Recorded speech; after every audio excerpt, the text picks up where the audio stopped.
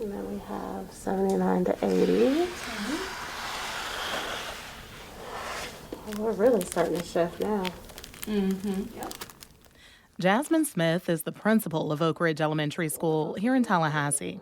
I first met her earlier this year when I was on a panel talking to a group about local media. During the conversation, I casually mentioned that WFSU was working on a podcast about race and segregation. Shortly after, Smith approached me. She told me I had to come to Oak Ridge Elementary School. She had something she wanted to show me, these yearbooks. It's like it just goes from this to something completely different.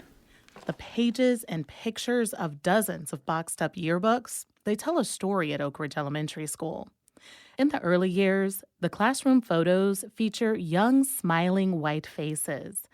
In the 1970s, there are a few more smiling brown faces. By the late 90s, most of the white faces are now brown. So my impression of Tallahassee is that it's a beautiful place to raise children, to have a family, but at the same time, there are very much, there are parts of Tallahassee that still feel very much segregated to some extent. This is a story shared by several schools in Leon County, shared by thousands of schools in Florida, and tens of thousands across the United States. This is a story of how schools and communities, they're changing. As I drive into work each day, I see signs on both ends of Shelfer Road that reference this neighborhood as the neighborhood of the year in the early 2000s.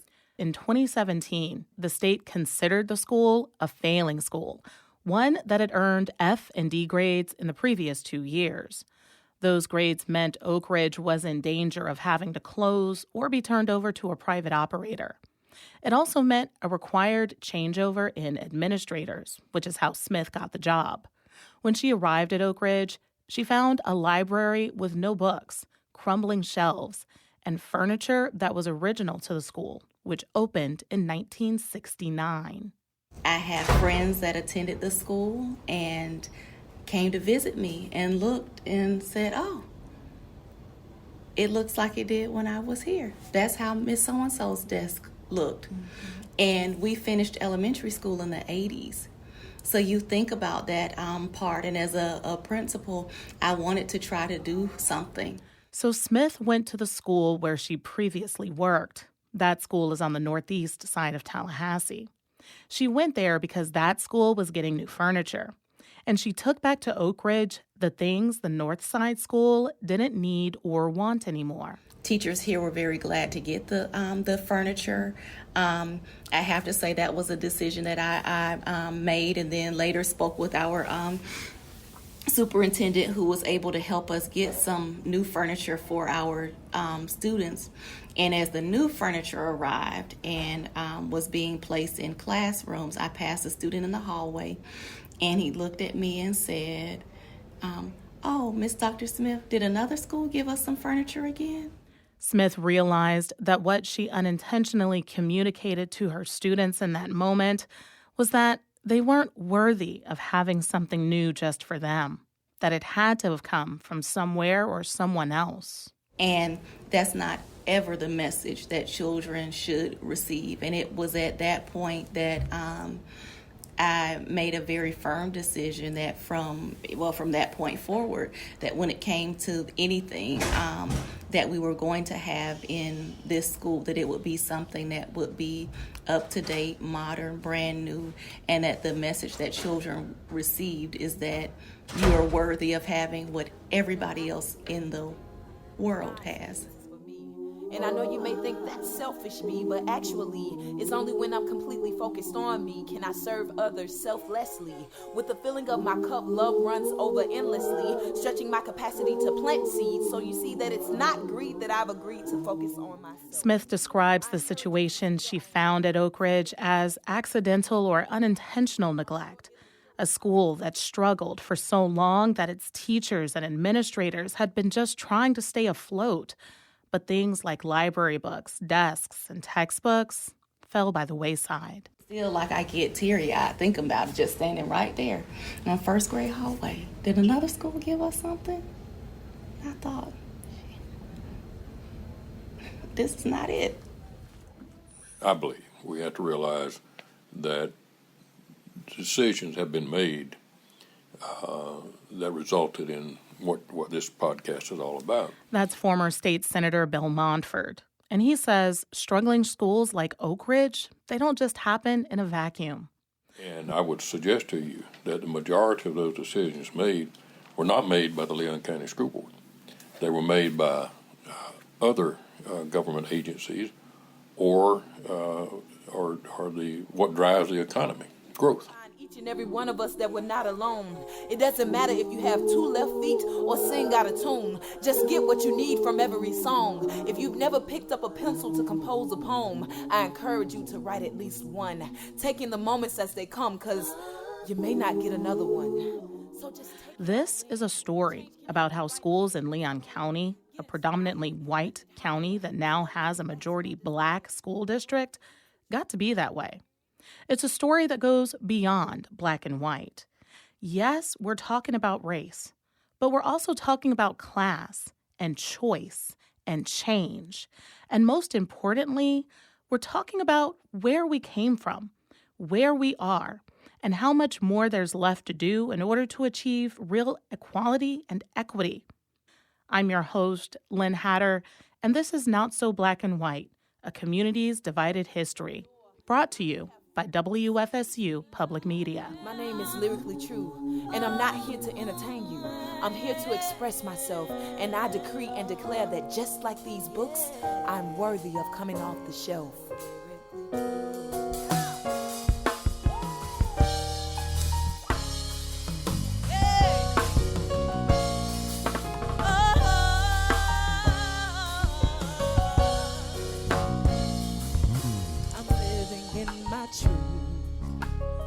Water in my roots, take away decay. In May of 2022, the progressive policy group, the Century Foundation, released a study on school resegregation. The results mirror the findings of a 2017 report from Florida State University's Leroy Collins Institute. Both of these studies, done 5 years apart, found that Leon County schools are the most segregated they've been since 1994. The Collins study included another mic drop moment. It said students who attend Leon County schools are in one of the most highly segregated school districts in the entire state. How did you feel when you first saw that report come out? I would like to say I was surprised, but I really wasn't.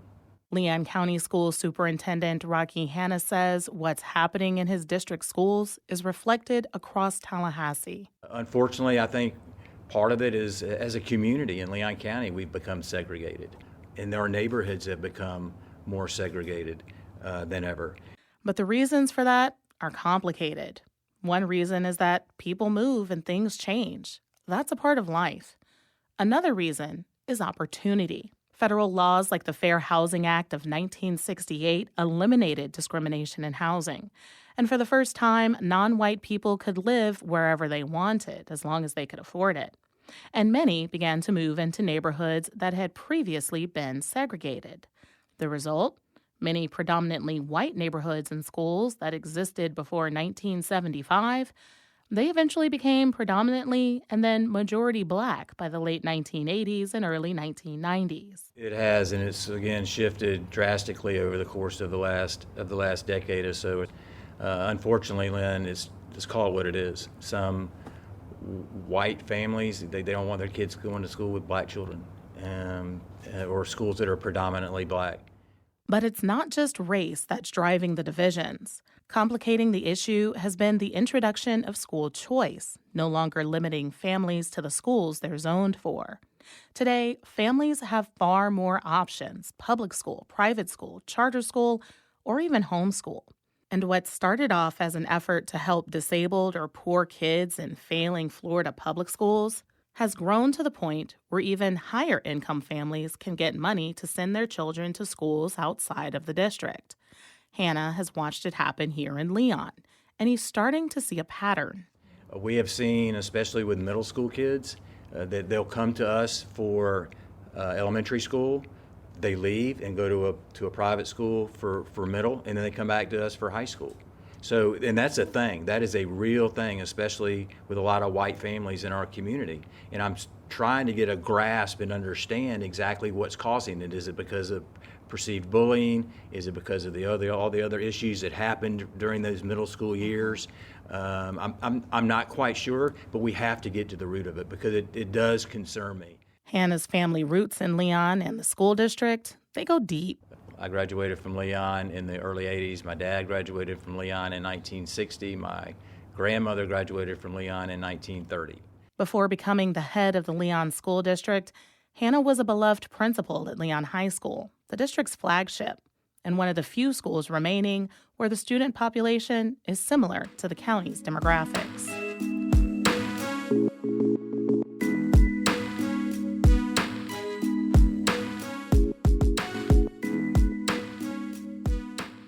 The U.S. Supreme Court declared school segregation unconstitutional in 1954's Brown versus Board of Education case. And states like Florida and school districts like Leon, well, they largely ignored that ruling for the next 15 years. They were able to do that because of what's known as Brown 2, a follow-up to the original 1954 ruling that directed school districts to proceed with desegregation with, quote, all deliberate speed. How can you do anything deliberately, speedily? Well, you can't. The court never set a deadline, and that effectively let states slow walk and stall. And stall they did. Tallahassee Community College history professor Dr. Andrea Oliver says schools in the South tried nearly everything to avoid putting kids together, including pouring millions of dollars into shoring up their black schools to bring them on par, at least financially, to their white ones. There was this equalization movement that takes place, and certainly throughout the 50s and early 60s, all of a sudden, school boards find the resources to build more modern, up-to-date facilities for black children, so they could say, see, they really are equal, right? Between 1954 and 64, the Leon County School District built 6 new schools. 3 of them, Bond, Nims, and Pineview, were for black students. And those schools remain majority black to this very day. In its attempt to move from separate and unequal to separate and equal, Leon found itself still coming up short and more than a decade too late. But you can't catch up in 5 years what you've neglected for 20, 30, 40. Absolutely 50. not. Absolutely not. In 1964, President Lyndon Johnson passed the Civil Rights Act, which eliminated segregation in public spaces. A lesser-known part of that federal law was the hammer that finally forced districts to desegregate, for real this time. See, Title VI of the 1964 Civil Rights Act tied desegregation to federal funding. Schools with a more equitable racial balance would get more money, and those that didn't would get less or nothing. It was only under the threat of the loss of those federal funds tied to student demographic populations that North Florida school districts like Leon, Jefferson, Madison, Gadsden, I believe Jackson was also a part of that as well, that they finally said, okay, we're going to close our dual systems of education. In 1968, the district closed its all-black Lincoln High School, and those students transferred into the all-white Leon High. Former WFSU reporters Kate Payne and Nick Evans bring us a slice of that momentous and tumultuous time. Oh my God! Oh, I'm trying to think. I could tell you so much about Lincoln and talent shows, and we listened to Sam and Dave and Otis Redding and Sam Cooke and oh my God, James Brown, and I mean, miniskirts were coming into style.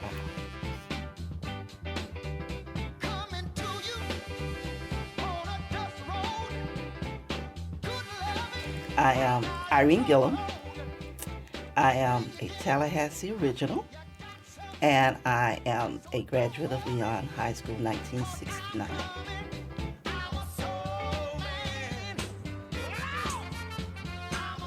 My mom had graduated from Lincoln, and her diploma was on the wall.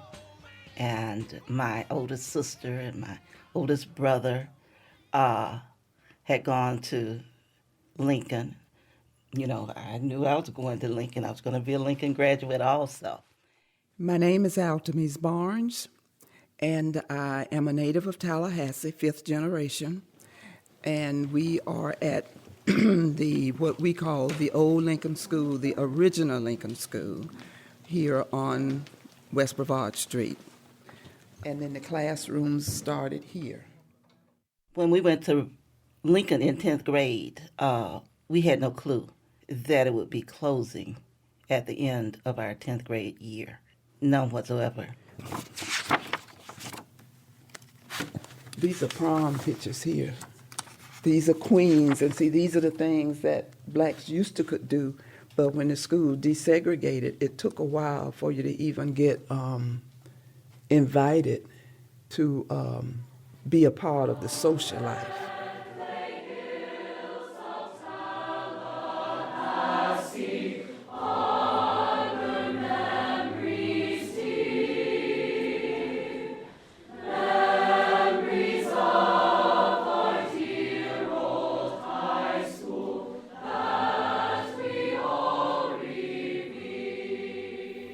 That was a difficult transition for them. They were the leaders of their school, and they come into a new environment, and nobody changed the policies for them. There will be X number of minority kids in this club, and they had to start from scratch, really. Mike Conley, I was principal at Leon for many years. I can't remember. I started there in '58 and left there in '89.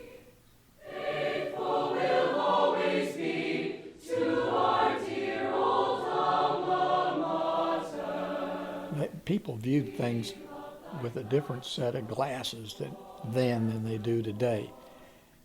They weren't aware of the social injustices. They didn't think there was anything wrong with it. That's the way it had been done. That's the way their mother and father were brought up. My name is Bill Mattice. I'm a 1968 graduate of Leon High School.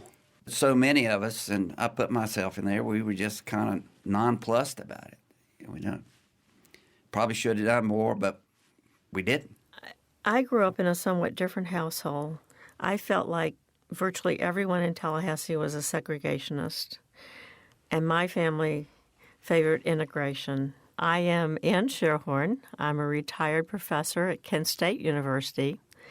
When I was a sophomore, I entered Leon, which started with the 10th grade.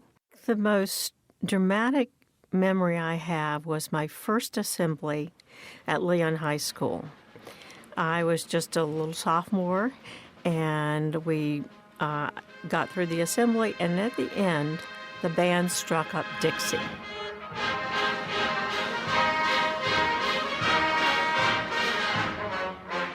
And I was wondering about the few black students who were sitting in the back of the auditorium together.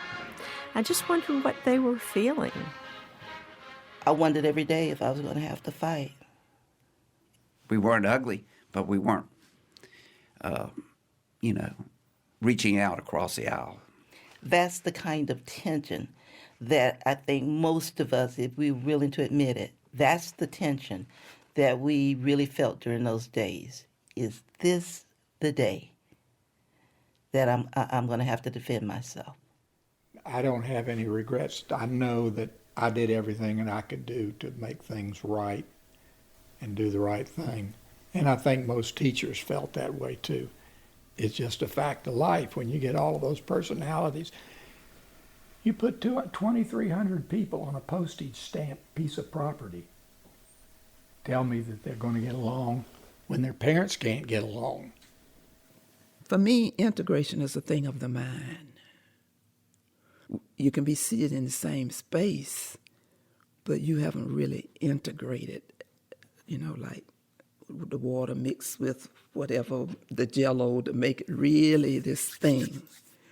So it's not really integration. It's you just desegregate it. No, you won't be naming no buildings after me to go down dilapidated. Today, the original Lincoln School building still stands as a neighborhood community center.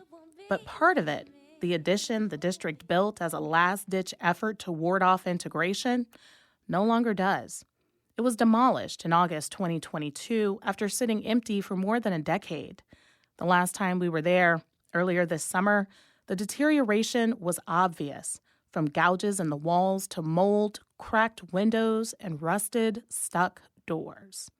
While there may not be a building anymore, how people view the impact of desegregation is still a focal point for discussion, and so is the issue of resegregation.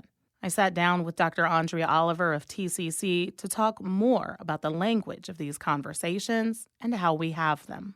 And one of the first questions and one of the first issues that we have come across is asking about whether resegregation is the right term for what we are presently seeing. And if it is not a resegregation, did desegregation ever happen? And so I want to start there by sort of exploring these words and what they mean, and if they ever actually fully materialized. So it's a pleasure to be with you here on this podcast, and I'm really glad that we are using semantics as a starting point. And I submit to you, and this may surprise some of your listeners, that well, it depends on what your idea or what your meaning of resegregation is, because to say that we resegregated seems to somehow suggest that there was a period where we were not segregated. And frankly, I don't know that we've ever had that. By this I mean, we never really integrated. If you were to look up the term integration in any standard dictionary, the meaning that you will get for that word is one that suggests total incorporation, total involvement, and enveloping of various components that meld together in a harmonious sort of a way. That isn't what happened. What happened, says Oliver, is that after it became obvious Leon County schools would have to desegregate, some parents looked for new ways to avoid it. In 1970, the district wrote a memo letting parents know they could take their white children out of their newly desegregated local school. And other parents went further. They put their kids into highly segregated, all-white private schools. This world done changed so much, yeah. Coming up in part 2 of this podcast, pointing fingers and pinning blame. What's driving school segregation today? Just